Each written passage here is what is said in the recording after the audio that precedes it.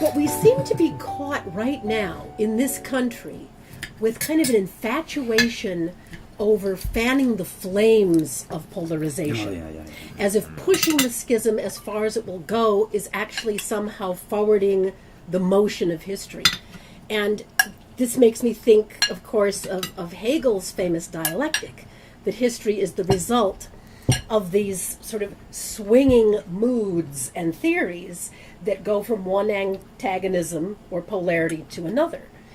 And I want to introduce another character into our conversation, who is this extraordinary woman from the turn of the century by the name of Jane Addams, the founder of Hull House and mother of the entire concept of social work and of living among those whom you would serve.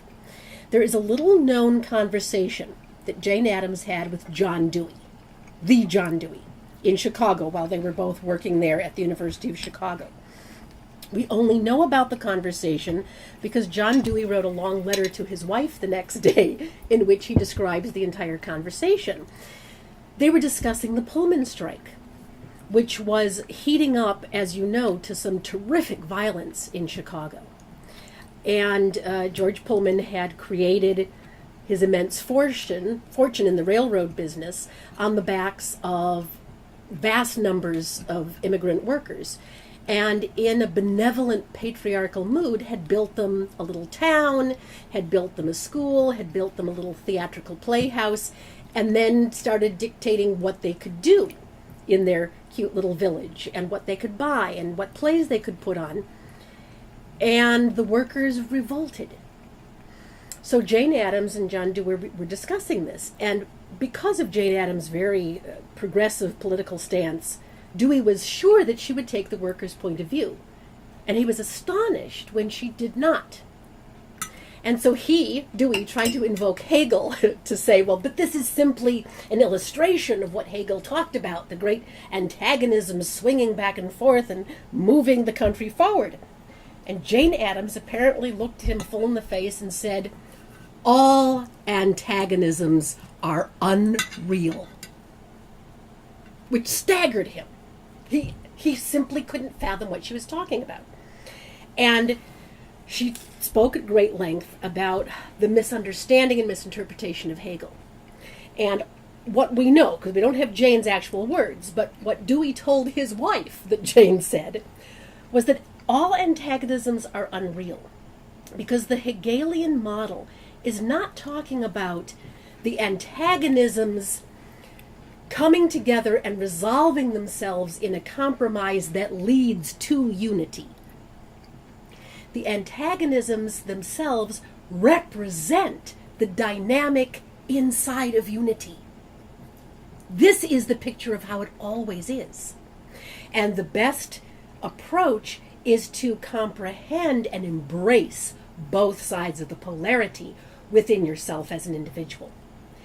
And she immediately invoked the great Shakespearean drama of King Lear and said, what we're seeing between George Pullman and the workers is precisely the same thing, emotionally and psychologically speaking, as what we see in the first act of King Lear, when his daughter Cordelia comes in and challenges him.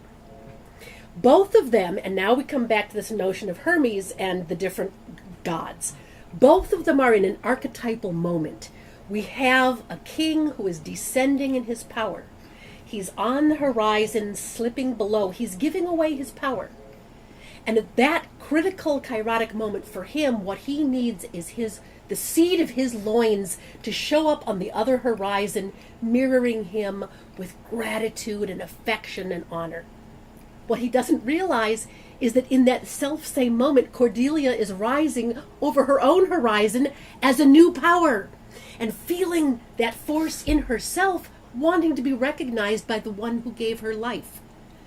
Each of them comes with their own agenda and is so filled with their own archetype, they cannot hear the other speak.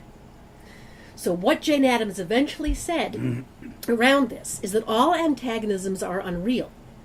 The only antagonism comes as a result of personal inability to see beyond one's own shadow. which to me is just a staggeringly insightful remark from someone, remember, who's talking about this just after the turn of the century.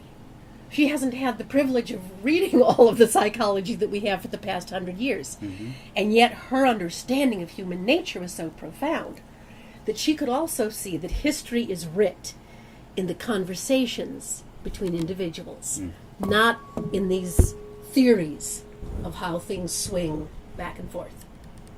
So I think that's an important thing to bring forward for those who are still caught in this collective consciousness that progress only happens when you throw yourself into a polarity to drag the mass of humanity to your side, which is the equation we're living in right now in this country, as far as I can see.